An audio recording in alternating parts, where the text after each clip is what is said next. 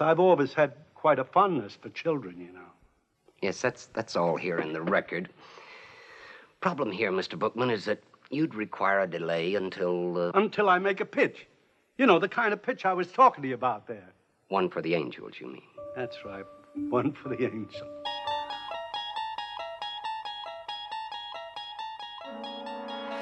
Welcome to the Twilight Pwn, the podcast that discusses each and every episode of the Twilight Zone.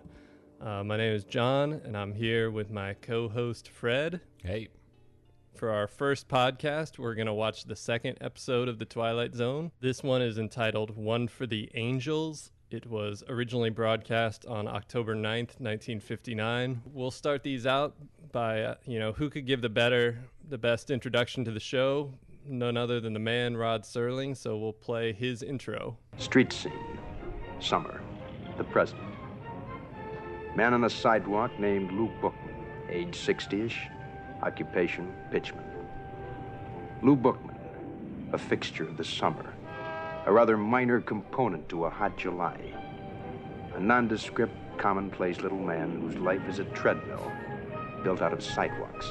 And in just a moment, Lou Bookman will have to concern himself with survival. Because as of 3 o'clock this hot July afternoon, he'll be stalked by Mr. Death. All right. So that gives you a basic idea. We're going to try a little segment where we each give our own Serling introduction to this particular show. So, Fred, would you like to go first, or should I? Yeah, I'll start it off with my best Serling, which is not very good. Witness one Louis Bookman, pitchman and part-time pedophile. His pathetic existence is punctuated by the occasional sale of a plastic robot toy. Quite simply, the man is a loser. However, Mr. Bookman is about to receive redemption in the form of a bureaucratic error made by the Angel of Death in the Twilight Zone. All right. See, that's very good. All right. Here's my try. I don't think I did as good. Street scene, summer, the present. Man on a rather obvious set. Lou Bookman, occupation pitchman, a.k.a. infomercial of the 1950s.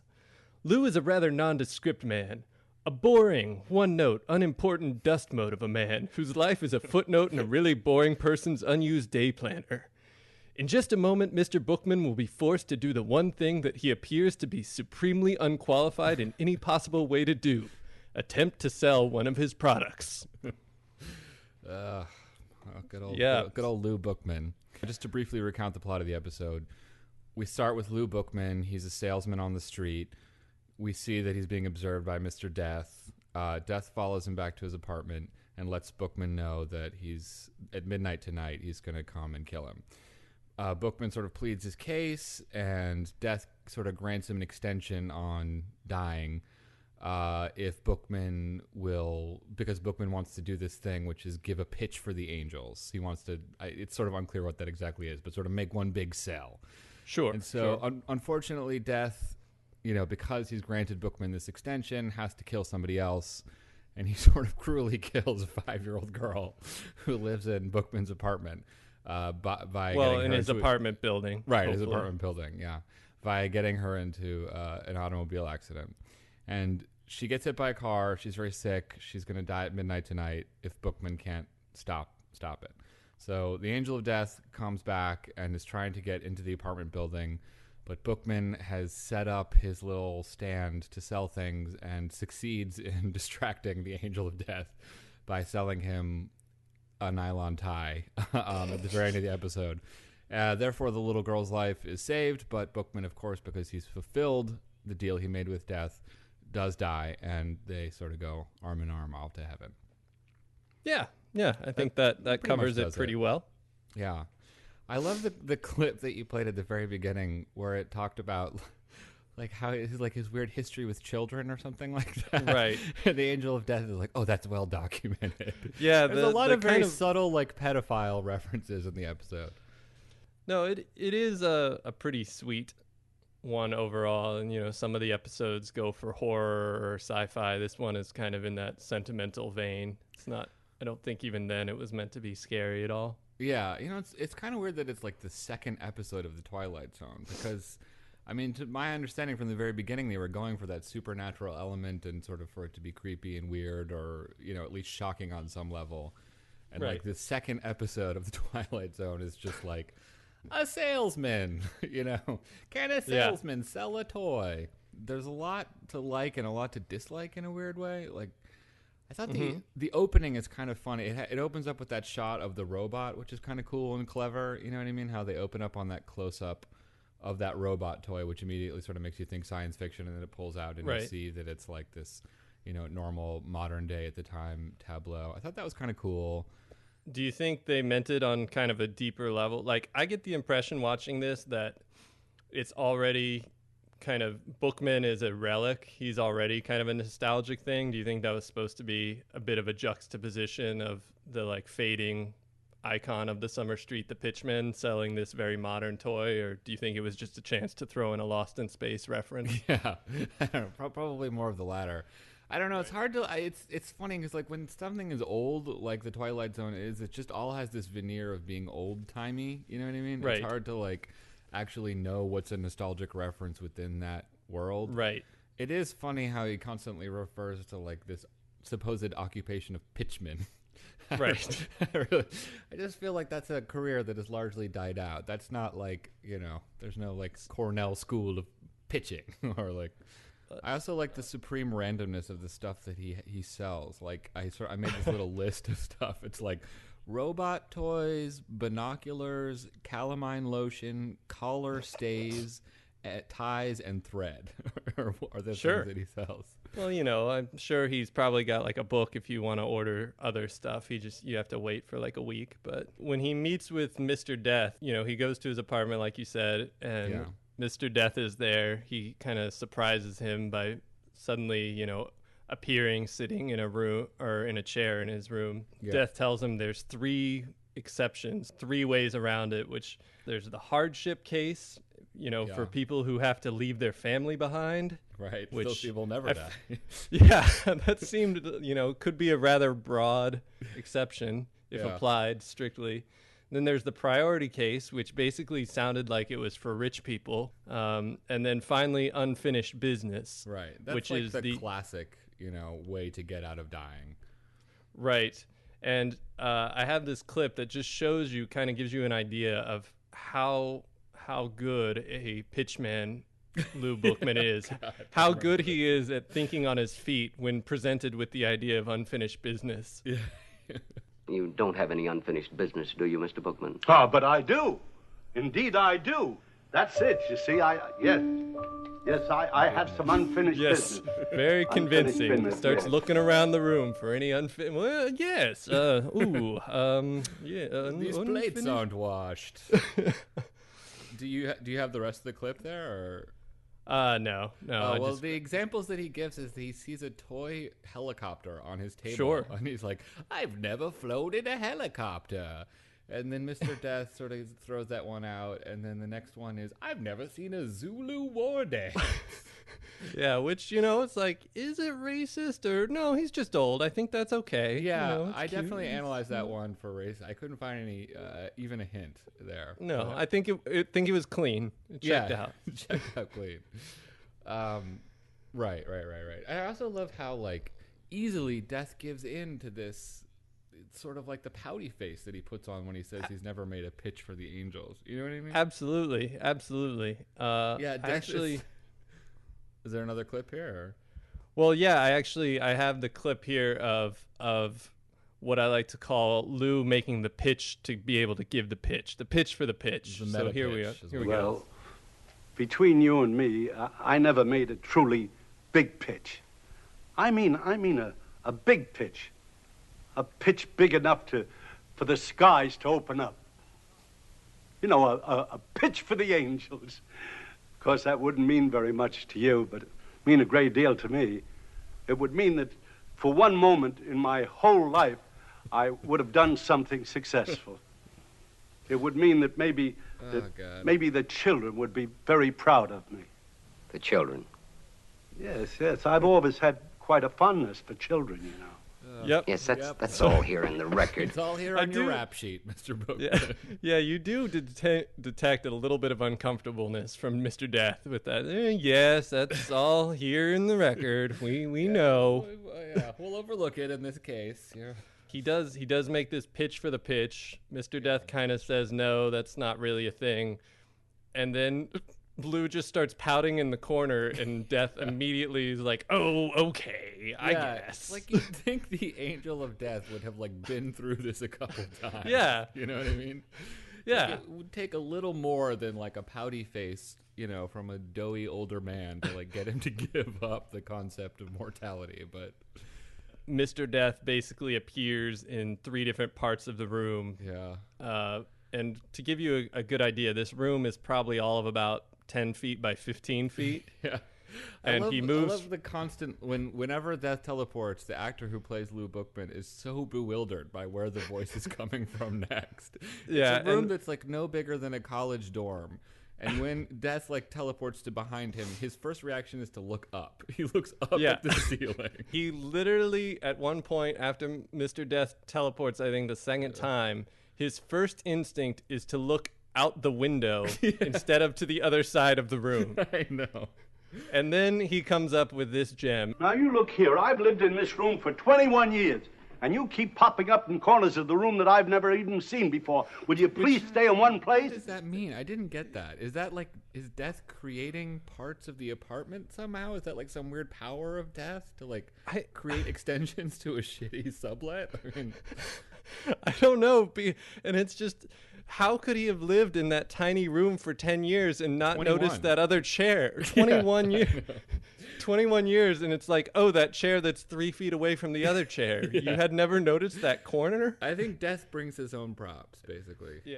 The little girl's kind of a funny character, too. I don't know if you noticed this. I made a clip out of it. I'm not sure if you'll be able to hear it, but Okay. it's the way that she constantly refers to him by saying his name. Did you notice that? No, go ahead. She always says Lou after she says anything to him. I made a clip out of it. Hold on. What are you selling today, Lou? Toys, Lou? You're selling toys? Thanks, Lou. The key spent, Lou. I think I got it now, Lou. Why not what, Lou? See who, Lou? It works great now, Lou. Goodbye, Lou. Thanks a lot. See you after supper, Lou. She just literally says Lou after every... Like in some of the sentences, she's like, "What's up, Lou? How's it going, Lou? What are you doing, Lou?" It's like someone trying to like annoy someone. Yeah, I think there's a bit of a needling aspect to that. Yeah, You know, like maybe Lou owes her money or something. Yeah. Yeah. Death is like such a, not a bad character, but like a weirdly inconsistent character. You know what I mean? He like comes in and he's sort of exasperated at all of humanity, and then he's like a huge sucker, and then all of a sudden he's really cool and aloof again. You know, it just goes back. You know, he goes from like, oh, you made a pouty face? Okay, you can live. To like, well, I have to kill a girl now. Like, you know, he's really hot and cold, basically, is what I'm getting at. Right. Well, and at the bottom of the stairwell, Lou Bookman reads him what for. FYI. That means for your information. Kind of neat to know that was an expression, you know, in 1959. Yeah, I like that, actually. It was kind of a nice little sort of linguistic detail. Maybe that was just not common enough at the time. You know what I mean? Yeah. They had to explain it. It was also fascinating. I didn't get the clip, though, but when Mr. Death replied, LOL, hashtag, gonna That's kill you good, anyway. Yeah. Yeah. That was You think these things are like, you know, brand new, but they've been around. They go back. Girl immediately hit by the car. Yeah, Which I did you notice that she'd been run over by a car? Lou runs over to her, and she has props her neck up or something. Immediately grabs her, shakes her a little bit. No blood, no bruise of any kind. The only effect of the car accident seems to be that she's slightly tired. Yeah. Basically, my impression of that accident, it was that there was like some sort of like very dangerous fever germs like on the bumper of the car that hit her and immediately affected her. Like her injury is such that she doesn't have to go to a hospital, but rather they just pick her up and carry her back into the apartment. And the doctor comes in.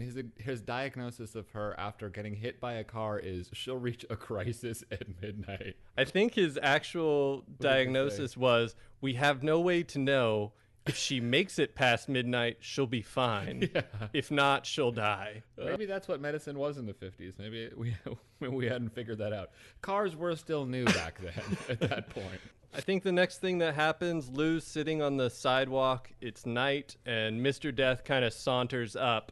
They sit there, they chat for a bit. It's about quarter till midnight when Death is scheduled to make his pickup, and of Maggie.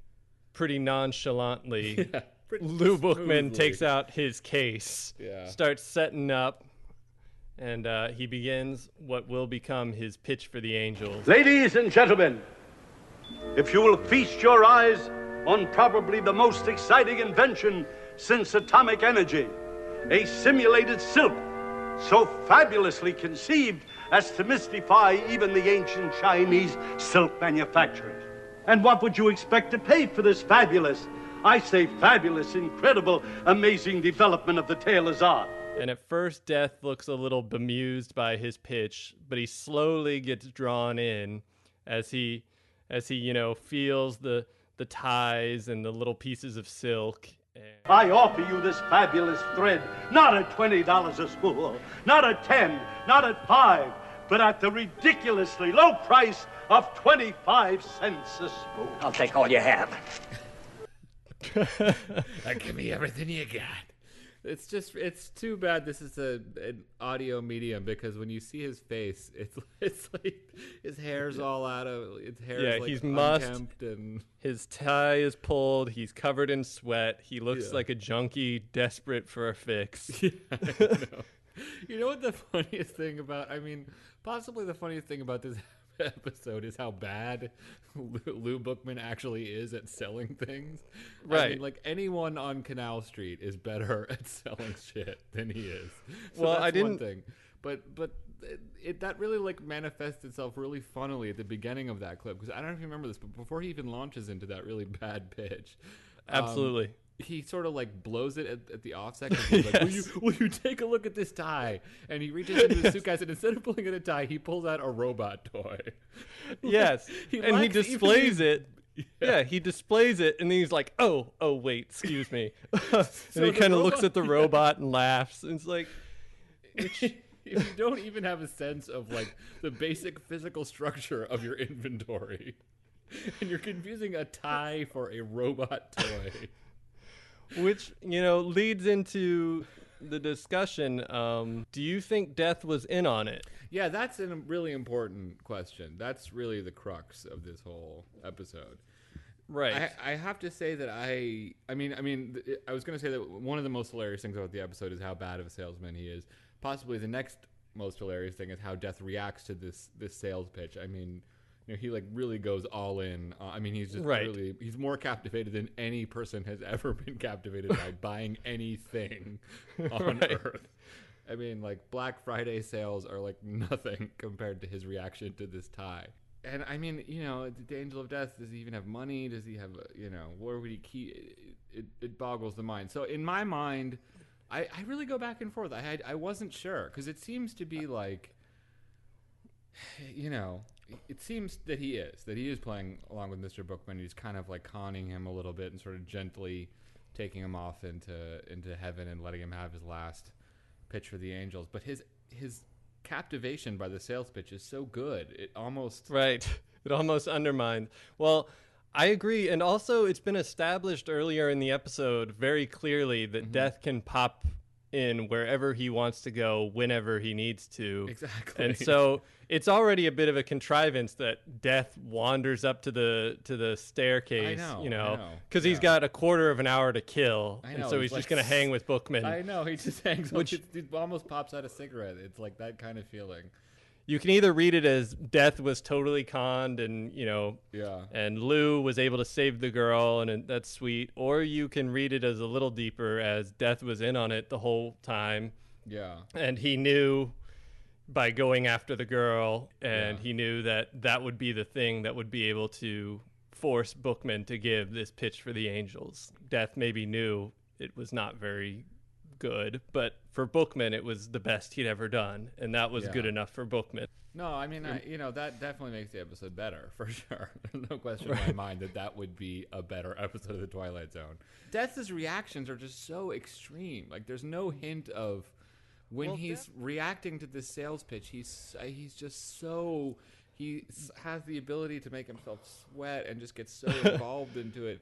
I mean, maybe he's like an actor on the side or something, but like he's just so captivated by this. Well, there is a shot right when Lou starts the pitch. There's a shot of Death, and he kind of smiles to himself, and he looks pretty pleased, like to see Lou start. Yeah, but you could just as easily read that shot as, oh, that Lou up to his tricks again. You know, Death didn't seem upset. He kind of faked like, oh no, I've lost, it's past midnight. This can't happen. But he gets over it immediately because he's got Bookman. Yeah. Death is just very indulgent of the weird desires of old people, basically. Right. Death is will go to any length. The angel of death will go to any length to give you whatever sad little banal wish you have before you die. And going so far as to seriously threaten the life of a little girl. Right.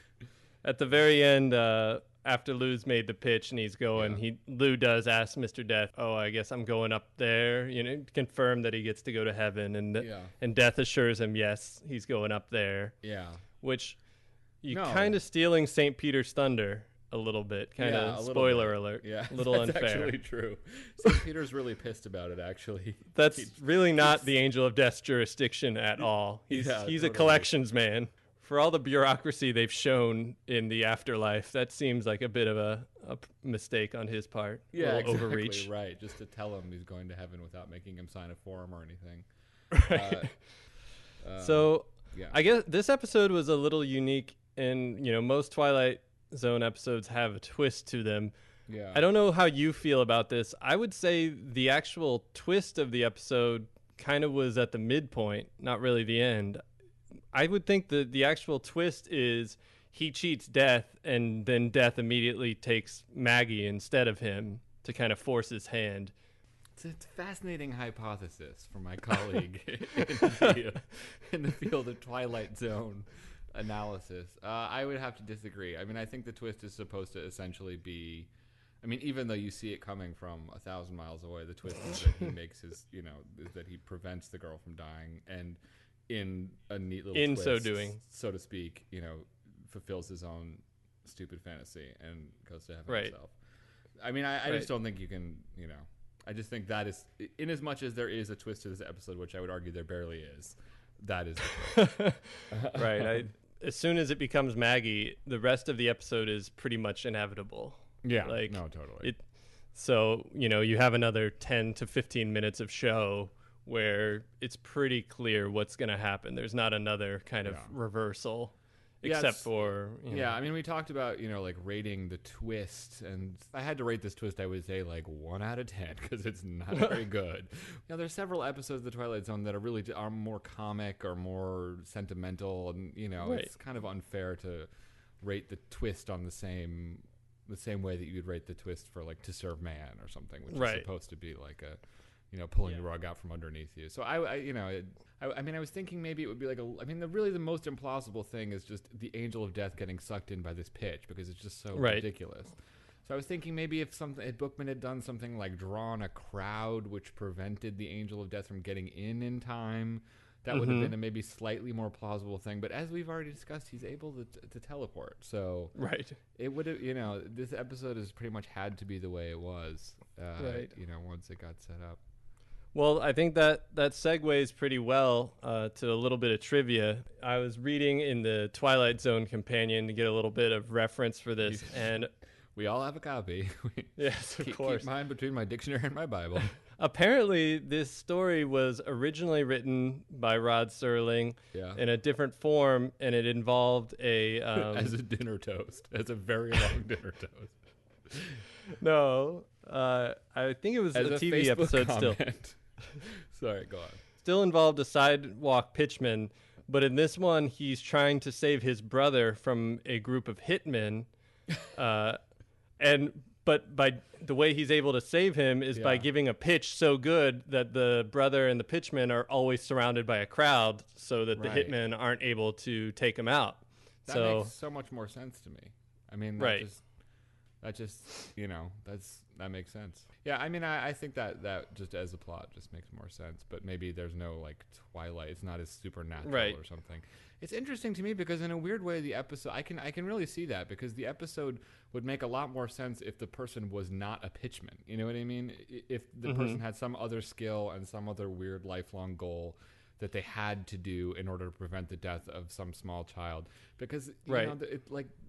First of all, I don't think people who sell shit on the street like dream of some big sale. You know what I mean? Right, the big score that they can retire on. I know. I'm going to sell all my robot shit in thread today. Yeah, exactly. You know, first of all, that's not the life goal of people who are they don't end up there because they're exercising a skill that they love. You know. Whoa, and second of all, you're getting into a kind of rough area. You're kind of.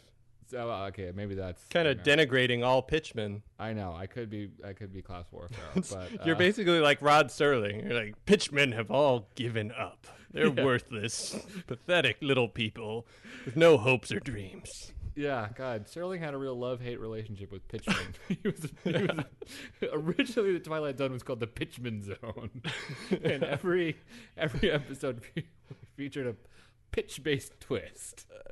To Pitchman is a cookbook.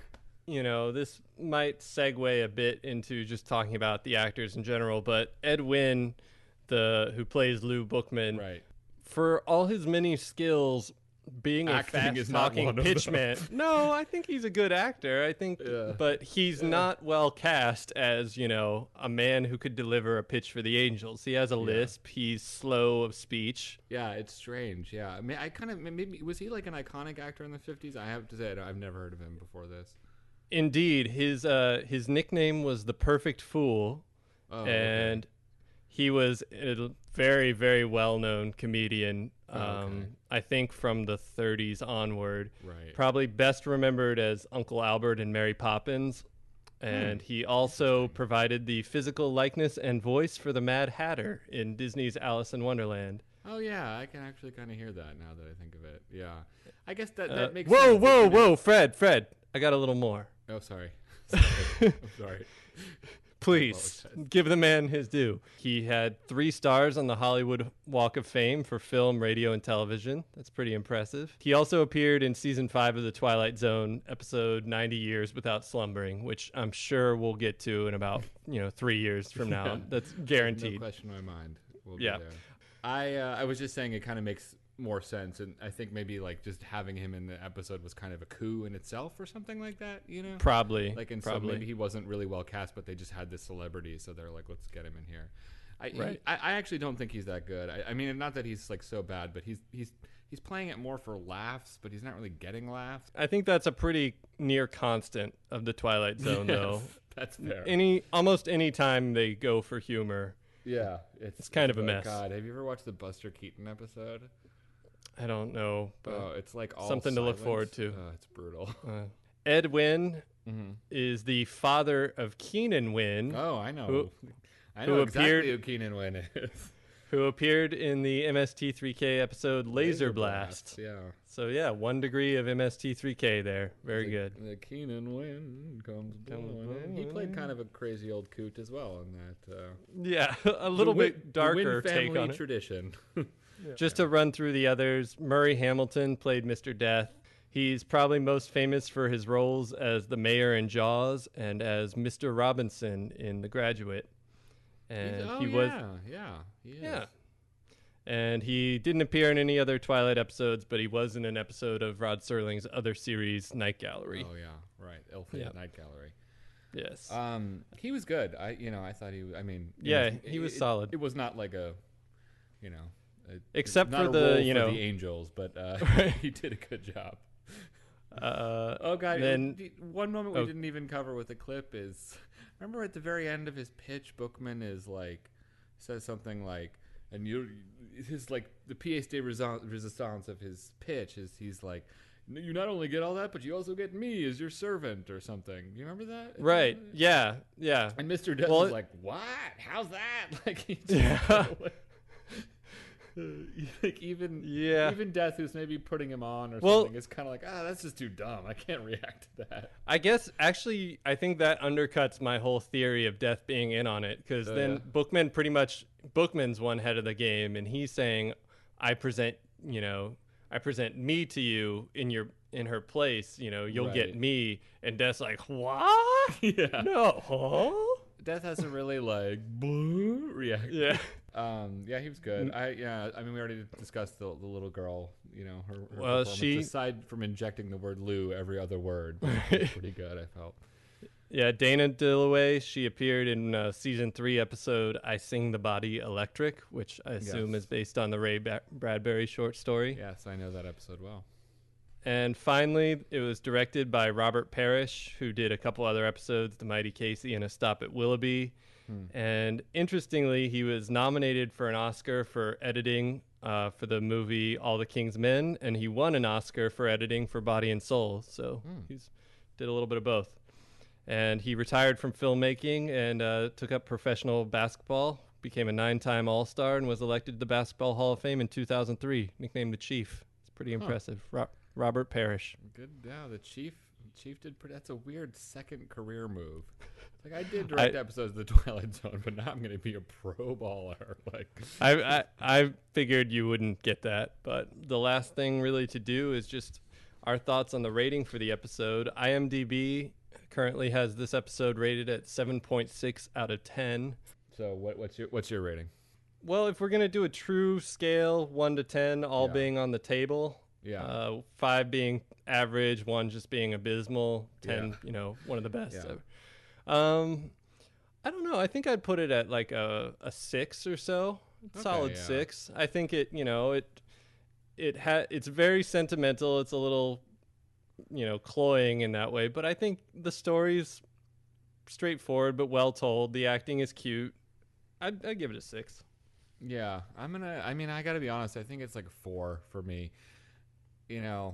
3 or 4, like a low 4. I don't know if that exists, but yeah. But I mean, 4 minus. I'm like a little bit victim to the thing of just liking all episodes of the Twilight Zone too. So it's hard for me to like really like it's like I'd rather watch this than many other things. But like, it's not particularly compelling on almost any level, except that it is kind of like it is sweet, but. I don't know. There's no twist. The situation isn't interesting. It's a little boring. It's well directed. It's well made. It's not like bad or schlocky. Like some of the episodes are kind of poorly made. But I just think it's I don't know. It's going in the 4. It's going 4 for me. All right. That's fair. Okay, well, I think that'll wrap up our first episode. Next week, we'll do Mr. Denton on Doomsday. On Doomsday. Not Mr. Denton on Dooms Street. I don't remember it, so I'm looking forward to that. It's about a pitchman who is also a town drunk. Pitchman. Yeah. Basically, the whole first season was pitch related. Sure. Features Burgess Meredith as a pitchman who wants nothing more. He just wants to He just wants to pitch all by himself in peace. And the apocalypse comes, and he no longer has his thread. Yeah. Wah wah. All right. Okay. Goodbye, everybody. Goodbye. Goodbye. Thanks for listening. If you'd like to get in touch with the show, you can email us at twilightpwn, PWN, @gmail.com, or follow us on Twitter @twilightpwn. Thanks.